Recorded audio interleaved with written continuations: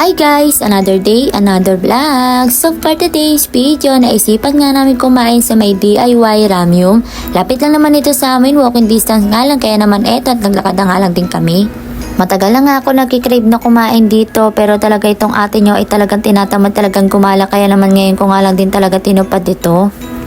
Saktong-sakto nga lang din talaga ay meron na nga ganito dito sa may lugar namin, kaya naman hindi na rin namin kailangan pumunta ng Las Piñas dahil nga may malapit na dito sa amin. Ewan ko ba din talaga dito sa mga cravings ko ay nahihiligan ko nga din talaga kumain ng mga pang Korean food, lalong-lalo na din talaga itong samgyup. Maganda na nga din talaga kumain sa mga ganito dahil nga ikaw na nga din talaga magluluto at ikaw na nga din talaga pipili ko ano nga gusto mo mga toppings na ilagay dito sa noodles mo.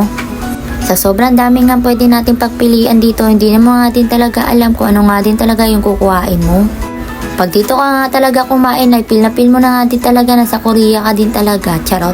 Kinuha na nga lang din talaga namin yung talagang makakain lang din namin dahil Diyos ko po napakamahal din talaga ng mga ganito, charot. Kundi nga din dahil talaga sa cravings ko ay talagang hindi na nga din talaga ako kakain dito, magpapansit kanto na lang talaga din ako, charot. Kaka-cellphone nga din talaga natin dito, kaya naman kung ano-anong mga cravings na nga lang din talaga yung gusto kong kainin dito. Diyos ko po, kung marami lang din talaga ako ditong pera ay talaga mag-grocery na nga din talaga ako dito dahil nga andito nga din talaga lahat ng mga gusto kong kainin. Pag medyo mayaman-yaman na nga lang din talaga ang ate nyo ay pati ikaw na nanonood ay lilibre din kita dito. Tiyah! Ang tagal nga mamili dito ng kapatid ko, hindi niya nga din talaga alam kung ano nga gusto niyang kainin, kaya naman sinabi ko nga sa kanya na yupo, kaya na nga lang din yung piliin niya para naman makatikim din ako. Char! Pagkatapos nga namin dito pumili ng mga bibiliin namin, syempre at magbabayad na nga din tayo dito, alangan natakban natin to, tsa. Medyo mayaman-yaman nga itong kapatid ko, kaya naman siya na yung nagbayad ng kinain namin talaga dito. After nga namin magbayad dito ay lulutuin na nga natin itong mga napili naming pagkain. Madali lang din naman talagang gumamit ng mga ganito, basta basahin mo lang yung instruction sa taas at hindi ka nga din talaga malilito. Inuna na nga namin lutuin itong noodles na to dahil nga medyo matagal nga din talaga ito lutuin.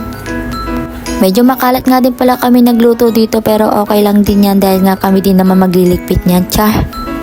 Madali na nga lang din talaga magluto sa mga ganito, bukod nga madali lang din talaga at hindi ka na maaasil ay may timer na nga din talaga ito. Napapansin ko nga lang din talaga kapag Korean food parang ikaw na nga lang din talaga magluluto, parang katulad nito tsaka ng samgyup. Pero okay lang kahit ako magluto nito kasi feeling ko na sa Korea na ako, tsa.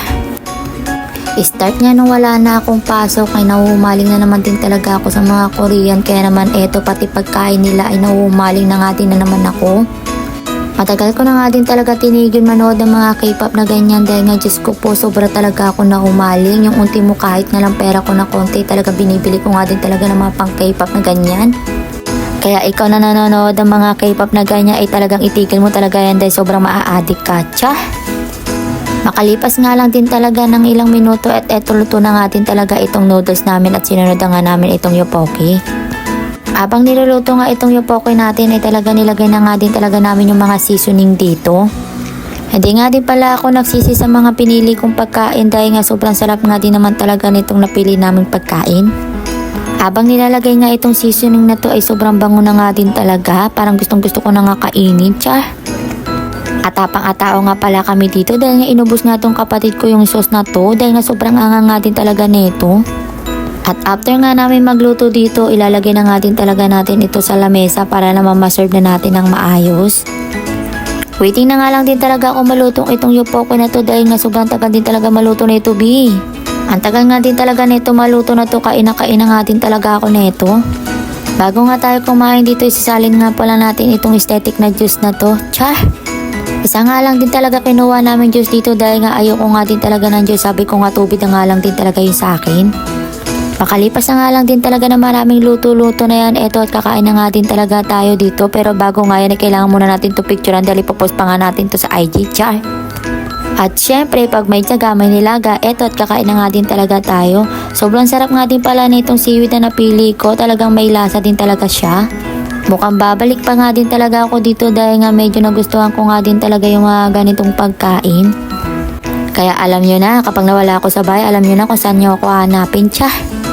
Sobrang anganga lang din talaga ng noodles ko dito, parang ayaw magpakain talaga. Pero kahit sobrang nga din pala ng pagkain na to, pero sobrang sarap nga din naman talaga, kaya naman talagang pinilit kong kainin na nga din talaga to. Nagpalitan nga pala kami dito ng plato dahil nga gusto ko nga din talaga matikman yung yopoki nila. Nakatikim na nga din pala ako ng yopoki sa SM, kaya lang hindi ko nga din talaga yung bet yung lasa, pero dito nga inasarapan ako.